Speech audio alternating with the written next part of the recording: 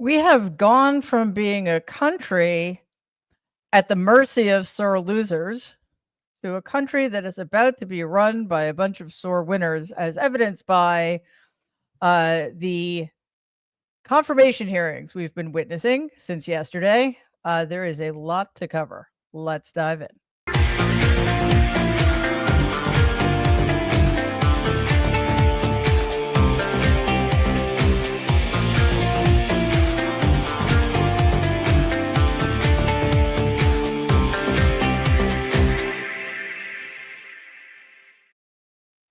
Before we get to the confirmation hearings, first of all, welcome to Mary Trump Live. It's great to have you all here tonight. Yes, today was quite a week. Get used to it, folks. This has been another very busy news day, some of which we had planned for, but some of which we just started hearing about late this afternoon. First of all, President Biden will be giving his farewell address at 8 p.m. Eastern. We will be live streaming it and providing commentary, so please join us for that. And with 5 days left on President Biden's watch, he addressed the Gaza ceasefire hostage deal today. Take a look at this clip. And the Secretary of State. Let's listen. Good afternoon. It's a very good afternoon, because at long last, I can announce a ceasefire and a hostage deal has been reached between Israel and Hamas. That is indeed incredible news. I hope the hostages get home as soon as humanly possible. It's going to take a while to sift through what this actually means in the long run for the region. But at least Israel and Hamas have come to a phased ceasefire deal ending 15 months of brutal fighting, and that will start with a 6-week truce. The pact includes a gradual withdrawal of Israeli troops from Gaza, a release of hostages still held by Hamas after 15 months, those, I should say, who are still alive, and the freeing of Palestinian prisoners currently being held in Israel. Biden welcomed the agreement as a way to open humanitarian aid to the devastated region, while Donald took partial credit for the breakthrough, despite having nothing to do with it, pledging to build on it via the so-called Abraham Accords. Israel's government still has to approve the plan, and future phases will address the remaining hostages, final troop withdrawals, and reconstruction of Gaza under international supervision. Unfortunately, one thing that seemed to be of concern is who will ultimately receive credit for this deal. And of course, President Biden, who doesn't have control over that narrative anymore, had quite a bit to say. Check out this clip. This deal was developed and negotiated under my administration, but its terms will be implemented, for the most part, by the next administration. In these past few days, we've been speaking as one team. This has been time of real turmoil in the Middle East. But as I prepare to leave office, our friends are strong, our enemies are weak, and there's a genuine opportunities for a new future. The future of Gaza now, as you were saying, the implementation of this deal will be in the hands of the next administration. And basically, they will shape the future of Gaza. So how do you see this future? And also, how much credit do you give to the Trump team for this deal? Trump is already taking credit for it. Well, you know, this is the exact framework of the deal I proposed back in May. Exact. And we got the world to endorse it. Secondly, it's America's support for Israel that helped them badly weaken Hamas and its backers and create the conditions for this deal. And thirdly, I knew this deal would have to be implemented by the next team, so I told my team to coordinate closely with the incoming team to make sure we're all speaking with the same voice, because that's what American presidents do. Mr. President, Thank you. books credit for this, Mr. President, you or Trump? Is that a joke? Oh, thank you. Yeah, I don't know about you guys, but none of this is funny. And by the way, that is not what all presidents do. And we are going to learn that, much to our chagrin, in 5 days. It's already in the works. As I said, Donald is already starting to take credit for this, just as he will take credit for the extraordinary accomplishments of the Biden-Harris administration when it came to the economy and creating jobs and bringing down inflation and on and on and on, right? However, one thing the Biden-Harris administration did not do, and this is for various complicated reasons, which again, we will be talking about as the new administration comes in and enacts its agenda over the next 100 days. They did not save us from encroaching fascism. All right, so getting back to those confirmation hearings, today, 3 people, actually in the morning, 3 people were supposed to be up. Kristi Noem, who's been nominated to head the Department of Homeland Security. Her hearing was postponed until Friday for paperwork issues. Maybe she's trying to adopt a puppy or something, and her aides thought that was a bad look for her. But Pam Bondi's confirmation did go through, as did Marco Rubio's. Bondi, as you may know, is nominated to be the Attorney General of the United States. And I think there are all sorts of problems with Pam Bondi, which we're going to get to. But unlike some of the other nominees, she actually does have qualifications. So Democrats focused a lot more on somebody not Pam Bondi, Kash Patel, the nominee to be head of the FBI, because if Bondi is indeed Attorney General, Patel will report to her. Concerns were raised about Patel's past remarks about his, not just his remarks about, but his seeming adherence to QAnon conspiracy theories, his stance on targeting the media, and having a purported enemies list of individuals he believes should be investigated or prosecuted because they had the audacity to criticize the extraordinarily thin-skinned Donald Trump. Democrats appear to view Patel as a more contentious figure compared to Bondi, and I think he is, but that doesn't mean that Bondi is not a contentious figure. She just benefits from the fact that Patel is so incredibly extreme. In her hearing, Bondi expressed strong support for Patel, very large red flag, describing him as the right person for the FBI. All right, that alone, again, should be disqualifying. But she distanced herself from some of his more controversial statements. On the other hand, though, there was one she decided to hold on to very tightly, and I will discuss why that's probably the case on the other side. Look at this clip. Have any evidence of election fraud or irregularities in the 2020 election? So, First Senator. Yes or no? It's a yes or no question. First Senator. Do you have evidence, yes or no? First Senator. I'm so sorry about the fires to you and Senator Schiff and what you're going through in your states. I have to say that. I appreciate that. But my clock is ticking, and I want to hear all of our your answer. hearts go out to everyone in California for what you're facing right now. I'm glad you asked the question about Pennsylvania. It's a yes or no question. Do you have evidence, yes or no? Senator, I was hoping you'd ask the question. Do you have evidence, yes or no? I traveled to Pennsylvania. Do you have evidence, yes or no? Senator, to Pennsylvania. Okay. You're not answering my question. If you have no evidence to offer, let me ask you this. Will you now?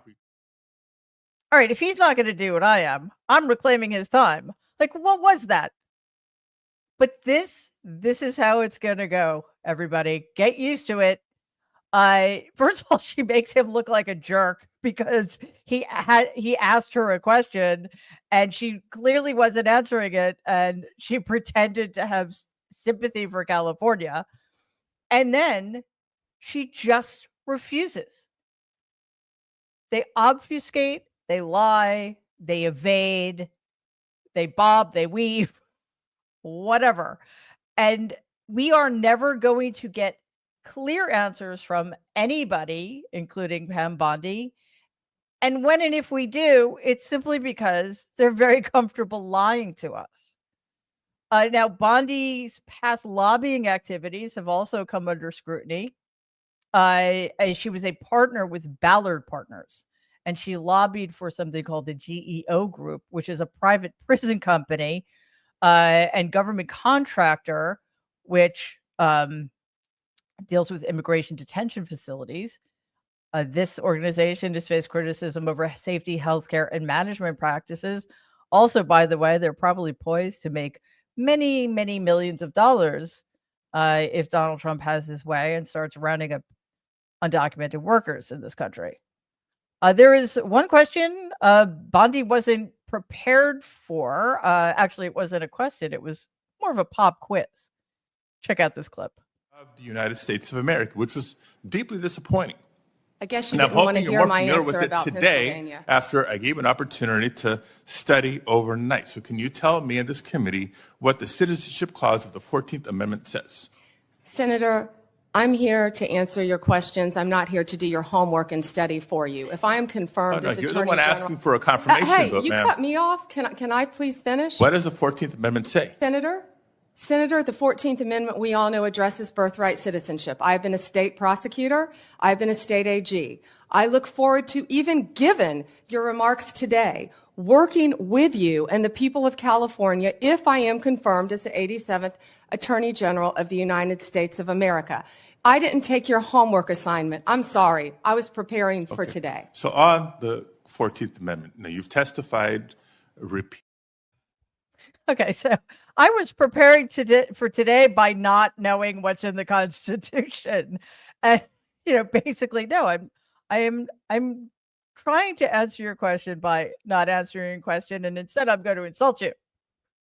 So this kind of like abject ignorance echoes similarities to what happened yesterday when Senator Tammy Duckworth tried to get Hegseth to answer a question of basic knowledge. I mean, not necessarily for you and me, but we're not trying to be the Secretary of Defense when she asked him if he could name any of the countries who are part of the Association of Southeast Nations, or ASEAN.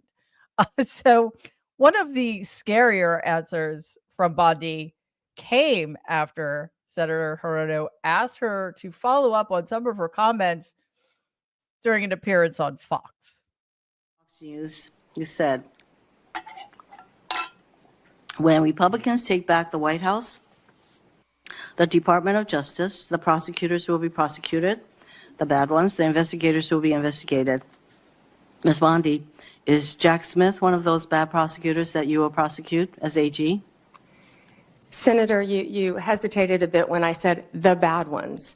Every decision Sometimes will be badness made in the eyes of the beholder. I'm just asking whether you would consider Jack Smith Senator, to be one of the people. How about Liz Cheney? Senator, How about Merrick Garland? I am not going to answer hypotheticals. No one has been prejudged, nor will anyone be prejudged if I am these confirmed. are the kind of people, these are in fact the people that you would prosecute. Your time is up. Okay, well, we have our answer. Yes, of course. Look, she's going to prosecute anybody Donald Trump tells her to prosecute. Just in case you don't remember, she actually was going to bring a case against Trump University in Florida. Remember, Donald had to pay $25 million to so-called students of said so-called university because he committed fraud against them. And he just gave her a campaign contribution of, I think it was like $25,000, and she dropped the case. And then she was one of the attorneys who helped him defend himself during his first impeachment hearing. This is not somebody who's objective, and she is clearly completely in the pocket of Donald Trump. Also, she supports Kash Patel, and she doesn't know what's in the 14th Amendment. Marco Rubio's hearing was much less mild, as evidenced by the fact that nobody watched it.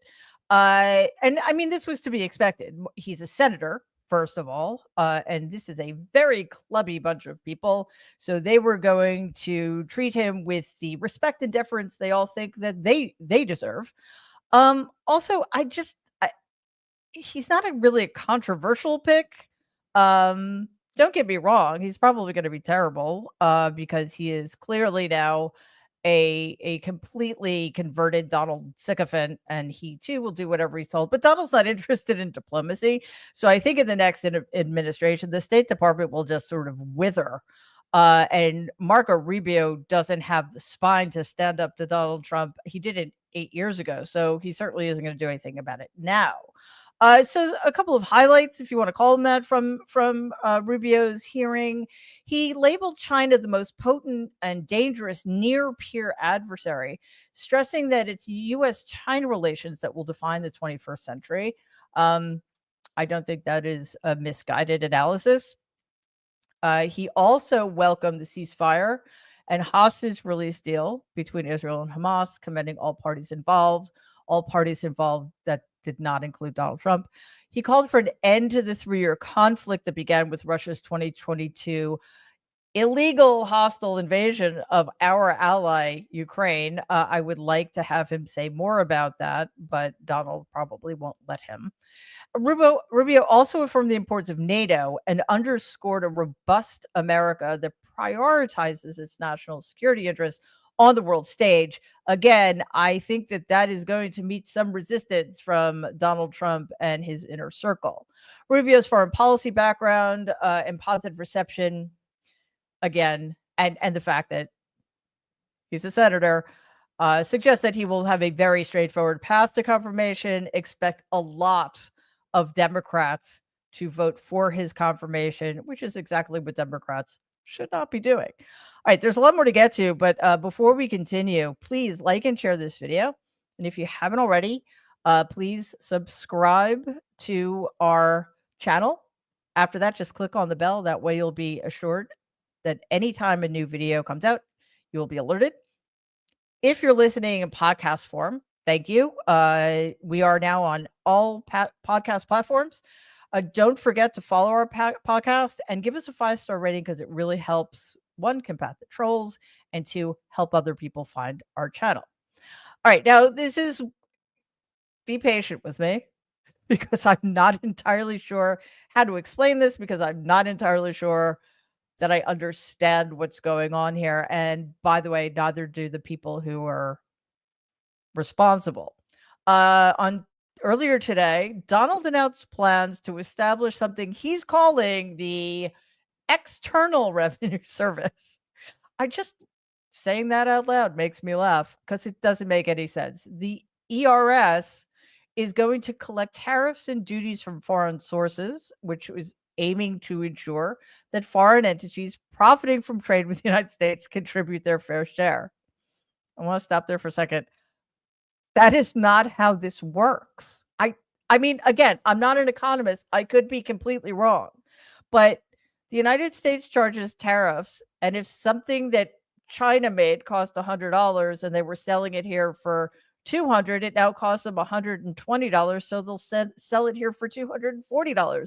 Like, I don't know how they're going to get that money into the External Revenue Service checking account.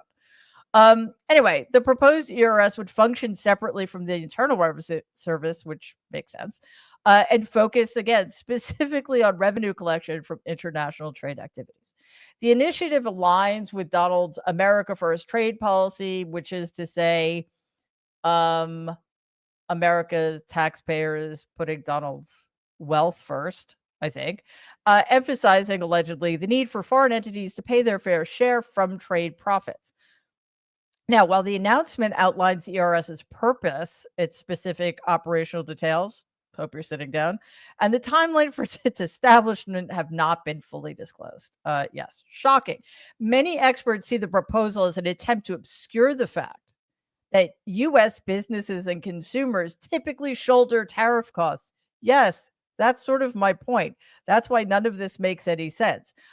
So basically, they're just trying to, through the use of smoke and mirrors, blind us to the reality that tariffs are actually taxes paid by American citizens on imported goods. So they're going to turn this an import tax into an indirect tax on the American consumer.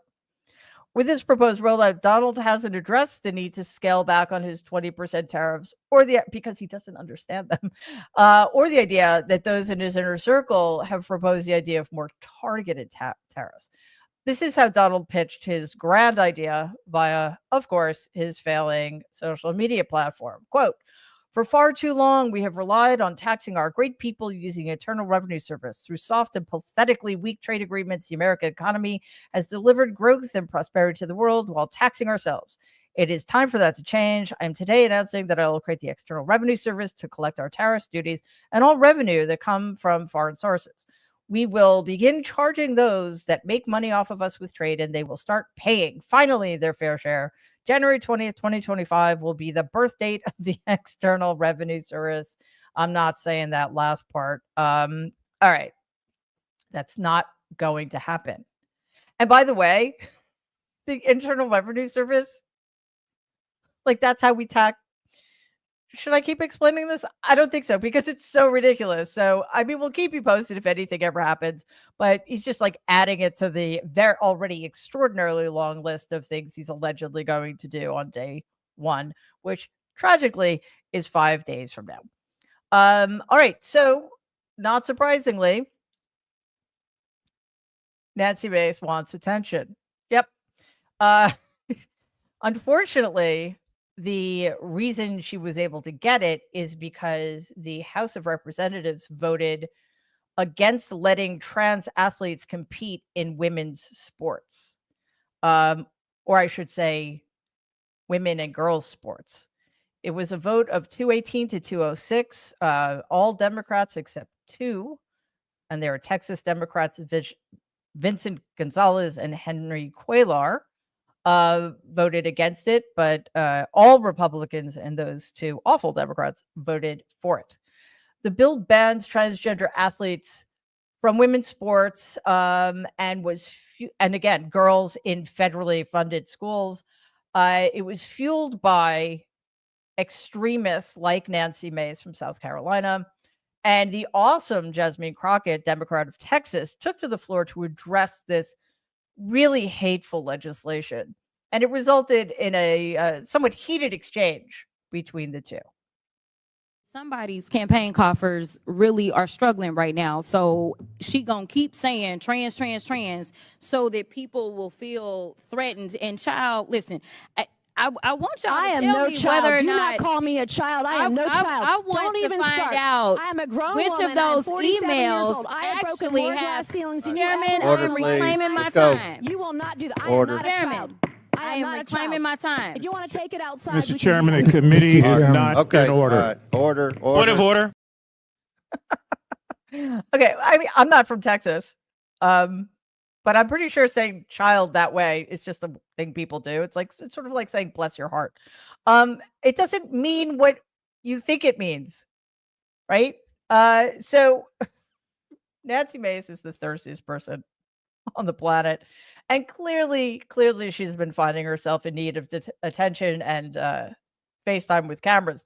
So her call to take Jasmine Crockett outside was a little over the top. Anyway, the bill still has to clear a 60-vote filibuster threshold in the Senate, but not surprisingly, Donald has already signaled his support for similar bans. The question remains, will the Democrats be able to keep it together and prevent this hateful legislation from getting through? I think Representative Crockett said it best. Y'all need to find some people that actually care about their constituents. And honestly, whenever y'all are ready to work, we on this side of the aisle have always been ready to do what is right by the American people. Instead, what you can continue to do is go after the most vulnerable in our country. The fact that you just sat up there and somehow figured out how to tie trans folk to your argument makes no sense to me. But let me tell you something. Trans people ain't going nowhere. Just like when the racists wanted to make sure that black people somehow were going to be dismissed in this country. We ain't left either. And I'll yield. Would you yield back? By the way, I just want to clarify, after Nancy Mace suggested that she and Jasmine Crockett take it outside, I think it was James Comer, another Republican congressperson, who said that that didn't mean what we all think it means. Kind of like saying child or bless your heart. It meant that they were going to go outside and, I don't know, share a cup of coffee or a beer. Because like Pete Hegseth, we all show up to work drunk. I don't know. Anyway, Mace was not done. She is a bit of a nuisance. Check out this clip. No. Is this in reference to allowing men in women's bathrooms? No. Is this in reference to forcing women and girls to undress in front of men in the locker room? Oh, come on. Yes or no? Congresswoman. This is your party's platform. You understand what I'm laying out for you. Do you understand English? I understand what you're trying to lay out, but our party's platform is the economic security and the well-being of every man, woman, and child in the United States of America. That's our party's platform. Yeah, I know it's just a figure of speech, but I think calling her a child is an insult to children everywhere. By the way, Martin O'Malley, that was Martin O'Malley. He's running to be chairman of the DNC. And he was there to testify about any of the things Mace asked questions about. No, telework policies. Well done, you thirsty, thirsty, thirsty child. Anyway, this week is going to continue to be completely I was going to say crazy, but not crazy. It's just going to be a lot. There's just a massive volume of news coming our way. So I just want to remind you again that we will be covering President Biden's farewell address this evening. Oh, it's soon, at 8 p.m. Eastern time. Just have a couple of minutes, or like a minute actually. So I just want to read a couple of your comments. From Joe, none of these picks are serious people. They have no loyalty to the Constitution or the citizens that they work for. They only have loyalty to one man, and that is the big orange clown. For those of you who aren't aware, that's Donald Trump. From Dragon Tears, someone needs a mute button so when they get rolling about something completely off topic, they can mute them. Yeah, I think we all need a mute button in our lives, but that would be helpful in keeping us sane. From Wheeze and Geezer, one of my favorites was during Pete Hegseth's confirmation when the GOP put up a board with DEI in military. Yes, they misspelled the word military, and none of them caught it before looking stupid on national television. Yeah, Republicans, you might want to think about your own DEI hires after all. All right, just really quickly, I want to thank Dwight Fry. Thank you, Dwight. Dodie Palmer. All of our super stickers and people who donate. You have no idea how incredibly important it is to us here at Mary Trump Media. Quick reminder, again, 8 o'clock, live streaming Biden's farewell address. We will be providing commentary. And tomorrow, the nerds and I will be back at 12 noon Eastern, live. So please join us then. I will see you all in about an hour and a half. In the meantime, please, it's only an hour and a half, but you never know. Stay safe and be kind. See you later.